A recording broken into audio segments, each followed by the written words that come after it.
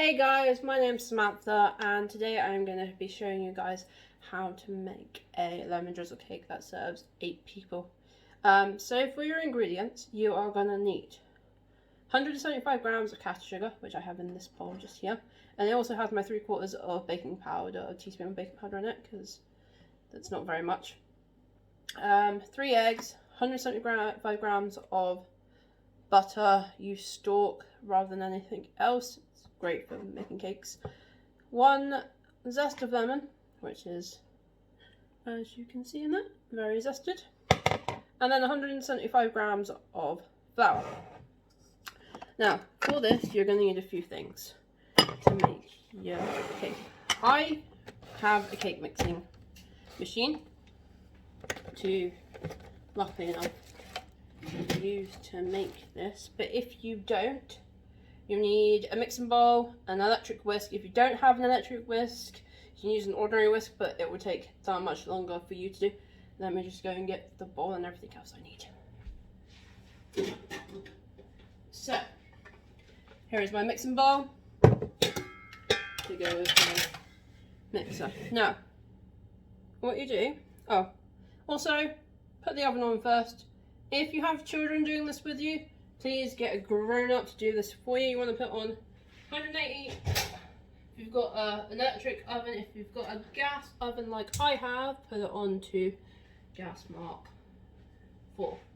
And like that. So into your cake mixing bowl, you add flour, your sugar and your baking powder, your lemon zest, and all of the butter. Then you put it on your cake mixing bowl, and put the mix. See, as you can see, I have a nice whisk that goes on the electric, goes into the mixing stuff and the mixing machine. You can get electric whisks like this, which would also benefit this bit because you need to beat stuff, and with an ordinary whisk, things. Oh, mine's actually turned on. That takes forever. If you have a mixing bowl like I do, put your lid on.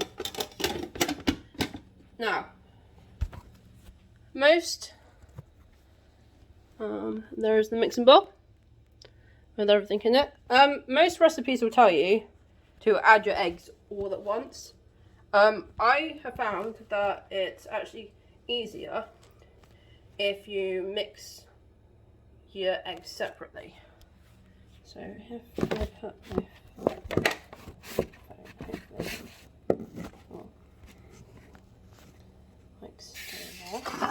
so we have our eggs in our bowl. We have our mixing bowl here. Right, so we will start the mixing bowl up. Get it going. Get it mixing. Basically, what you want to do is you want to crack your egg and basically add it in slowly to the mixture. Obviously, if you're using a wooden spoon, this will take a lot longer. You basically want to beat the eggs until they are all nice. I'll turn it up a bit. Until basically they're all nice and smooth. 3 eggs should be enough. Once you've added all your eggs in separately, turn up your wood. If you've got a cake mixer, turn up a bit more. I'm going to put mine on for wax. Mix everything properly.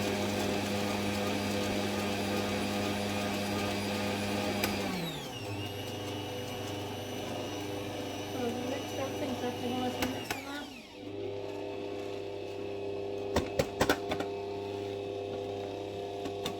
It is almost mixed. Let me just take the lid off a minute. I can actually have a look, see if everything is mixed. Because you want to make sure everything is all mixed. If you think it's not, take a wooden spoon, turn it off and like scrape down the sides of your mixing bowl.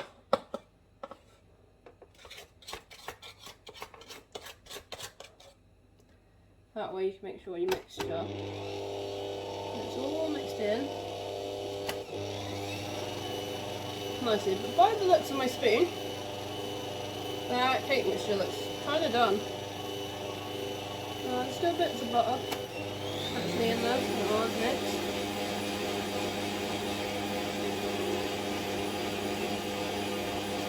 That is looking much better. So then when you take it out, I'm going to keep the wooden spoon actually. Take any excess that is on your mixer, on your whisk, because obviously that's part of your mixture and you want all of it, basically.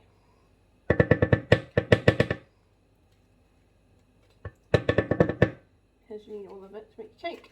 So take any excess you have of your mixer, and basically in your bowl you should have something that resembles that. Oh no. Yeah, so something that resembles that sort of thing in your mixing bowl.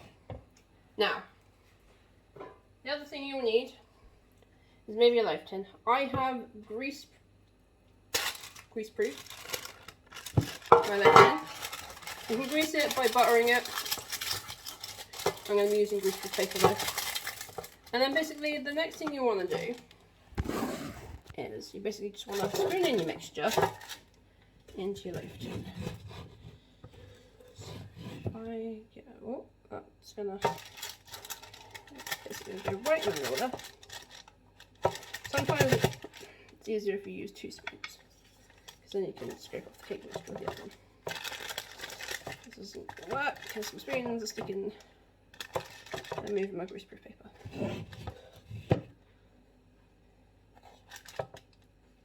So just scoop your mixture into your tin.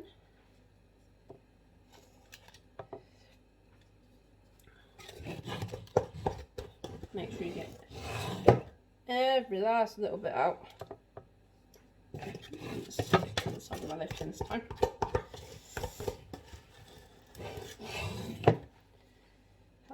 Very well. Time around. Right. So once you've got every little bit out, then if you have one, if you don't worry about it. If you have a flat knife, which will look like kind of like this, take your flat knife and then make sure it's all flat and even in your tin. And that's it. And take off any excess of your knife.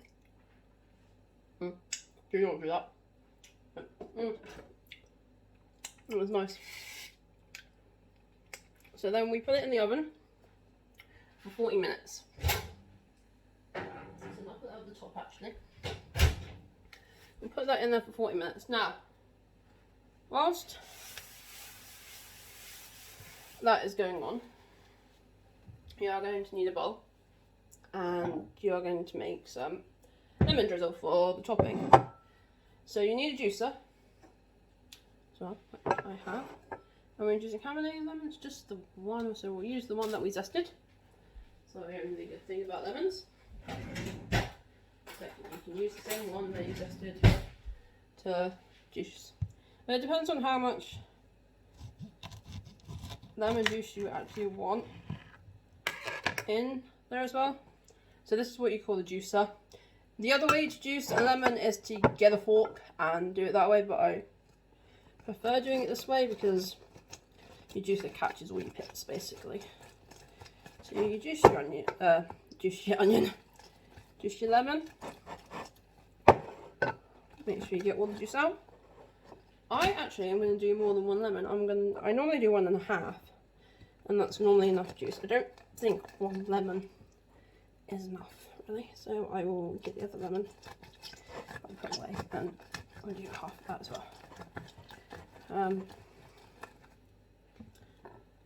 And for the dripping, I've always used icing sugar, which I need to actually get out, don't I? As well. Behind the plain white flour. Icing sugar. No, that's the icing sugar that's open, isn't it? Flies in the way. In the recipe that I found, it said ordinary sugar. I have never used ordinary sugar. I've always used icing sugar. I need the scales back. So yeah, I'm also going to juice the other half of this lemon. You can also put the other part of the lemon in the fridge. Make the fridge smell nice. And to use for cleaning materials and stuff, but yes. So you can adapt this to how much lemon you want, really. So make sure you basically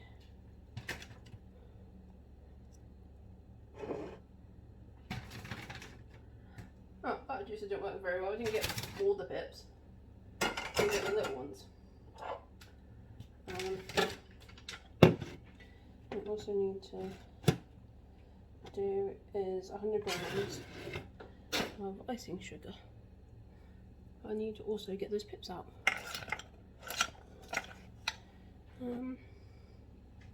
Oh, I wonder if they'll go through my sieve or not. Let's see. They will, because the juice should go through the sieve fine. Wondering whether the pips will.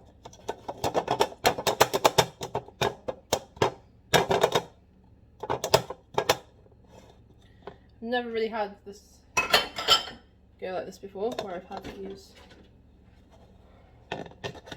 like, normally the pips don't come out in the thing, but that should fix that problem though. And then you want 100 grams of icing sugar. Lovely stuff. And you just basically want to do 100 grams of it. There's quite a lot of icing sugar, really. 100 grams? No, just a bit more. So, nope. That is, on the other hand, that's 100 grams of icing sugar. In there. Nope, no, I need that to mix it with.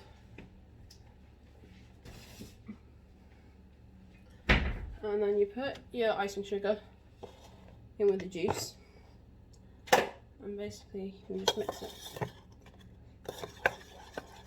Just mix it all together until your icing sugar basically is got. So yeah, your cake is in the oven for 40 minutes or until golden brown. The way to test that your cake is done, if you're not too sure, is to put a knife in it. Put a knife. This is not going very well. Put a knife in it, in like the middle. And pull it out. If it comes out clear, your cake is done. If it comes out wet and still stodgy, then you need to put it in for a bit longer. I'm just whisking the icing sugar in with the lemon juice.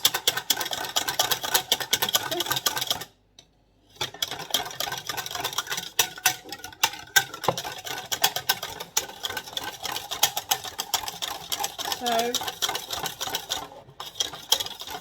obviously these videos are going to be going up every 2 weeks.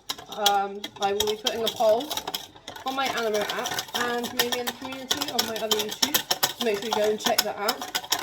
See what you guys want me to make in 2 weeks' time. The apple crumble went up 2 weeks ago. I made that again today, which is pretty cool. So this got chosen.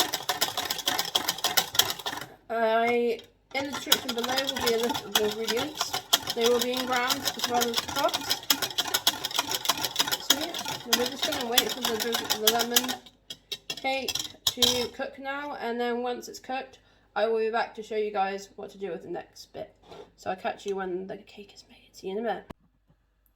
Hey guys, so it's been 40 minutes, so your cake hopefully has done now. We're just going to take ours out the oven right now and see if it's done, and then I'm going to show you guys how to add the drizzling to the cake. So you need oven gloves and a grown up if you've got kids helping you with this.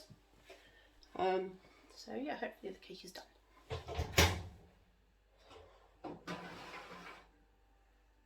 Which mine doesn't actually look like it's done yet. I need a knife. Now remember how I said how to check the cake to see if it's done? You grab yourself a knife, you stick it in. No, actually, look, it has come out. The knife has come out clean, which means the cake is done. I was just doubting myself clearly that the cake was indeed done. Right, so bring your cake out. Next thing you're going to need is a fork. I'm actually going to put my oven gloves away.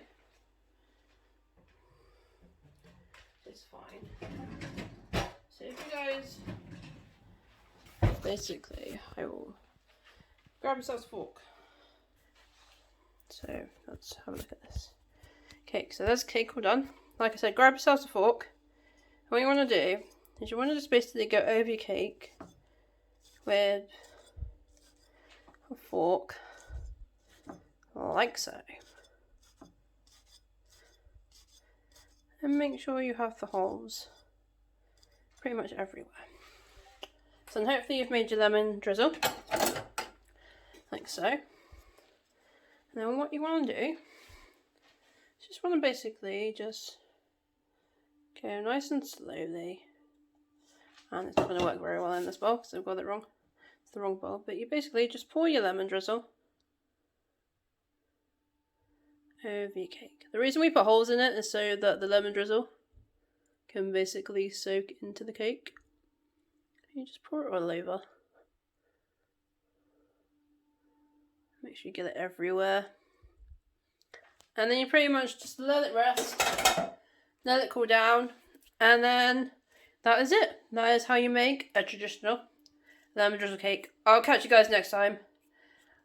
In 2 weeks' time, when we see what we're making next. Catch you guys soon. Bye!